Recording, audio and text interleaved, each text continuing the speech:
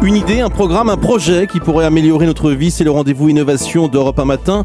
Bonjour Sandra Freeman. Bonjour Bruce, bonjour à tous. Alors là, c'est plus qu'un projet, c'est bel et bien concret. Un nouveau satellite franco-indien vient d'être lancé. Son rôle est de surveiller la montée des océans. Avec une précision jamais encore égalée. Ce satellite toulousain, Saral, embarque à son bord un outil de mesure inédit, Altika, un altimètre développé par notre Centre national des études spatiales et par l'Agence spatiale indienne. Une fois en orbite, à 800 km d'altitude, ce radar innovant va émettre une onde verticalement vers la surface de la mer. Le satellite, qui connaîtra très précisément sa propre position, va enregistrer le temps mis par l'écho pour revenir vers lui et il pourra en déduire sa distance par rapport au niveau de la mer et mesurer la montée des eaux au millimètre près et par zone. Alors, on sait déjà que le niveau de la mer augmente. Alors, en gros, c'est de 20 cm depuis le début du XXe siècle, que ça s'accélère d'ailleurs, ce phénomène, et que le niveau des océans, grâce à la fiche que vous m'avez fournie généreusement, augmente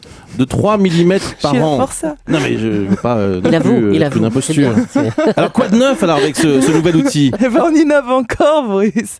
On va encore plus loin dans la précision. Ça marque le début de ce qu'on appelle l'observation haute résolution. Ce radar embarqué nouvelle génération, c'est une grande première.